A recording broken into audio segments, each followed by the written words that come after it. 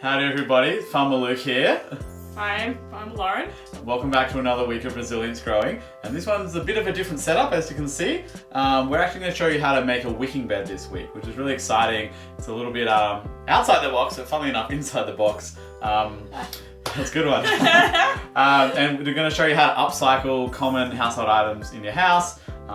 Things that normally go into your rubbish bin or your recycling. We're going to show you how to repurpose them and to build a wicking bed nice and cheap and nice and easy. And it'll be something you'll be able to grow your seedlings and your veggies in for many, many months to come. Alrighty, so we've got our lovely little wicking bed in the making here. So Lauren's going to show us how to assemble the base layer. So this is where the water will kind of live and be separate from the soil. So pretty simple here. We've, like every good cooking show, here's some we prepared earlier.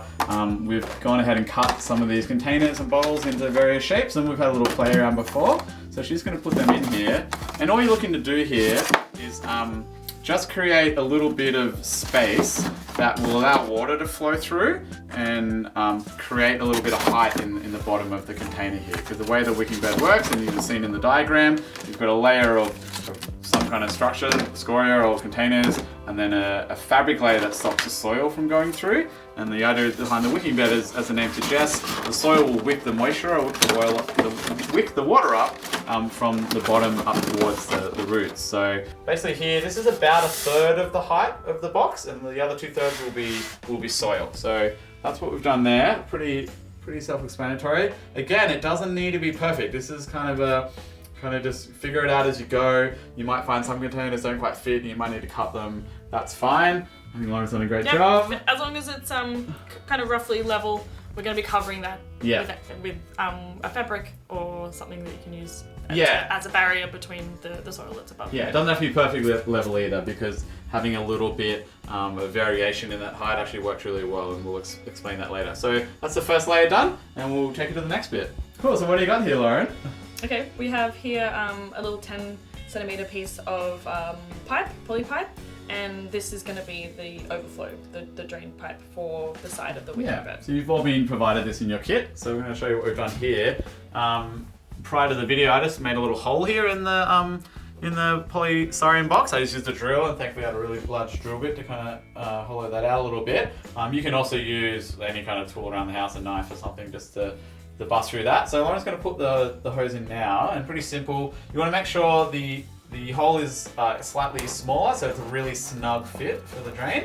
So just through there, and again, it just needs to be enough to go into the box there. You can see there, it's just in there a little bit, and she's going to secure that with some tape. And it's important that you do have like a watertight seal, because obviously you don't want it leaking around that drain. Like a little bit's okay, just depends where you'll be setting it up. So I guess at this point it's important to note that I'll be setting this up outside, and if you have a veranda or an outdoor area, we'd recommend that. If you're going to do it inside the house, like on sort of like just a normal living room or laundry, something like that, and you are worried about spills, we'd recommend lining the bag, lining the styrofoam box with a watertight bag of some sort at this stage. So put that in first, and then build your scoria up, and then your soil and everything like that, just in case there's any leakage. That's pretty good.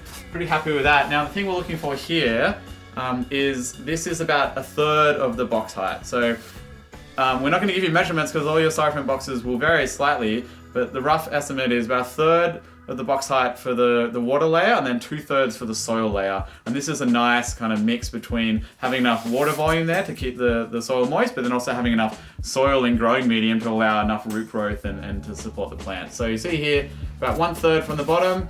In this case it's sort of like a hand width or so, but pretty simple. 1/3 from the bottom, that's where you want to pop your drain, and we'll take it to the next step. What do we got here, Lauren? So the next layer we need to put in is the barrier between our reservoir and where we're going to put the soil. So we've just got some Chuck's wipe here. You could use anything, any kind of fabric, like an old t-shirt, a tea towel, or a pillowcase that you don't need anymore. The idea is that it's something that you've got lying around, and it just needs to be something that's fabric and something we just want to lay on top of our plastic. Yeah, cool. So we'll do that now. And basically what this does, this stops the soil from falling through into the water layer, but it allows the water to soak up through into the soil. So it's kind of like a one-way kind of system here. And this is really simple. Like, we really like using Trucks wipes because they're really cheap. You've probably got a roll of it under the sink somewhere. You can even use the old dirty ones as well. So when that one's wiped a few too many bench tops and it's not quite sanitary anymore, maybe give it a quick little rinse out and then use it for your wicking bed. So you see here, again, it's kind of like in the hemp actually. You want to make sure that it just covers all around to the edges and all the way up the corners. And that's because you don't want any soil to leak around the outside. And one thing we will know here, remember we had the drain here? The drain has to be underneath the layer of the fabric. That's probably the big takeaway from this, because you don't want the water height getting above into the actual soil itself and having the soil kind of constantly sit in like stagnant water. Obviously, once the water reaches the level of the drain, it will flow out of the box. And so that's a bit of sort of gravity and water dynamics 101 there. So once the water starts flowing out there, the fabric on here is about there. So the soil is going to sit about there. But because it's not exactly level, you see there's some like low points here, this is actually perfect. And that's why it's really good to use odd size containers, because these little bits here are gonna be like almost like little wicks, and hence the name of the wicking bed. There'll be little bits of soil that'll be slightly lower than the rest of the soil, and that'll actually tap down into the water a little bit. So those will be the points where the soil will make direct contact with the water, obviously through the fabric, and then you will be able to bring that moisture up into the rest of the soil, and soil being soil, it will sort of permeate through the rest of the soil and keep the entire soil bed moist. So that's our wicking bed foundation done. Now, with a wicking bed, it's very, very important that you water it from the bottom up, not from the top down. And so in order to do that, you need a pipe, basically, that goes directly down into the water reservoir. So what we have here, Lauren, is... It's an old milk container. An old milk bottle, yeah. Yep. So, and what I've done here, I've cut the bottom off because I actually want to keep the cap intact so we can keep it sealed, because you do want to keep that pipe down into the water reservoir closed off unless you're filling it up with water. So this is kind of the perfect little... you do at home little funnel and without any other attachment. So just cut the bottom of the milk container off. Again, you could use a soft drink bottle. You can use some more of that black like poly pipe or any You can use an old hose. An old hose, gold Hardeman hose, yeah, some PVC pipe you got lying around. The only thing here to be really mindful of is Lauren's going to pop it in now. It just needs to be, again, like sealed really well. So we've made a little cut, a little slit in the fabric here, so it kind of tucks around neatly. And you can also get a second piece if you wish. Now we'll fix this up, it's kind of off camera, but what we're looking for here is just to make sure that seal around the edge of the box is still complete, so no soil can fall through. So that's the kind of like style you're looking for. Again, it'll vary depending on what container or sort of inlet you've chosen. But we've gone with a milk bottle route because I had one lying around, and it's a nice way to upcycle that instead of sending it out for bin night, which actually is tonight. So, I'm basically saving this from going to, another recycling center or potentially landfill, depending on what your council does. So, a great way to upcycle and save rubbish from leaving your house. So make sure you've done that, get a little inlet, and the key to the inlet is it just needs to go below the fabric or the material line directly into the water reservoir. And then that will ensure that the water goes straight into the water reservoir, not into the soil itself. Okay, cool. All right, now the fun part, we're going to put soil into the wicking bed. So my trusty assistant here is going to grab some soil, and I'm going to talk you all through this bit. So the key here is to do it very slowly, and you want to do the edges first. So by doing the edges, what you're doing is getting that kind of fabric layer just snug tightly against the wall. And then from there you can kind of go a little bit more heavy-handed. So you just want to use definitely by hand at this first stage, and then you can bring out the shovel later on. And what you see here, she's just keeping that bit of the fabric or the material up against the side of the wicking bed there. So this basically gives us a tight seal the whole way around. So you kind of want to pack it in there even. You can sort of use your fingers to smush it down, and we're just going to keep doing that and all the way around. And probably the most important part will be around the inlet pipe. So when Lauren does that, she just wants to make sure she supports the pipe as she does it, and then tucks that in and really gets it in there snug. So again, we've got a round one, which round bottle and a square corner doesn't quite fit exactly right. but that's okay because we can use the soil to kind of get into those little crevices. But if you've got another pipe, most of us will be using sort of round pipes anyway, so this little bit here is pretty key. Just get the soil and just pack it in there nice and tight.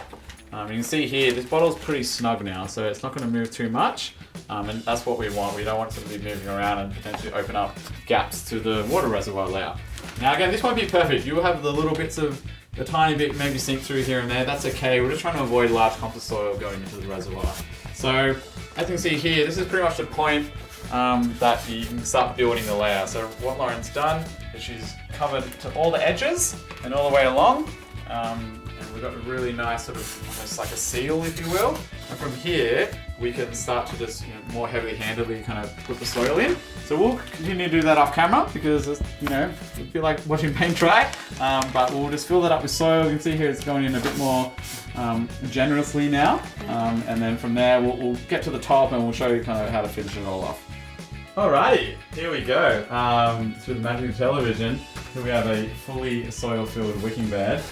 Notice we've left a little bit of a lip around the top there just to allow us to eventually mulch it if we wish. This is always good practice. You don't want to fill it right to the top.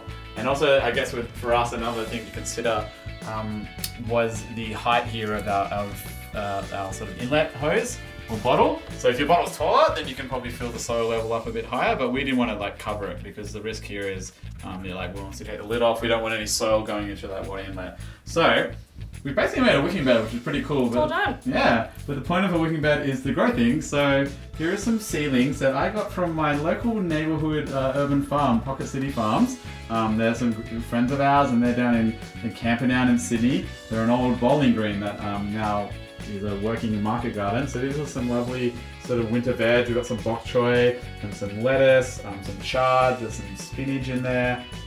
So I picked these up the other day. A little bit cheating, but in future I probably would raise them myself.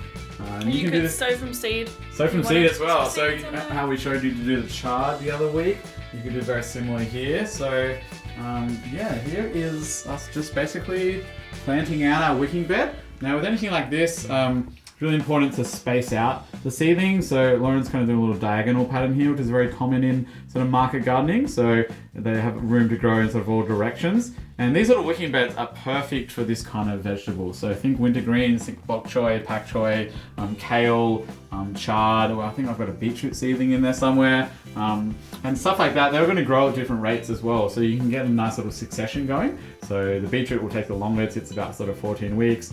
Radishes, if you can plant radish seeds in here directly. So we call that direct sowing or direct seeding. And radish can be harvest ready in sort of 4 to 6 weeks. So that's quite a quick turnaround from seed to harvest.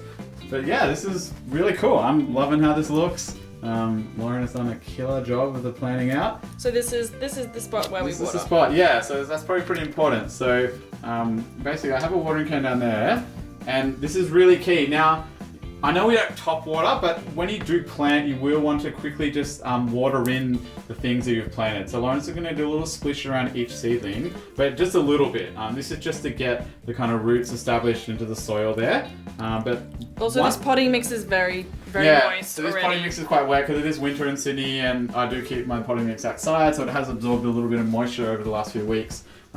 So we don't really need to water this too heavily. If it's dry, if you pick it up and it's all crumbly, you definitely want to water it until it's moist. But this is the key bit. So what Lauren's going to do here is just fill the reservoir.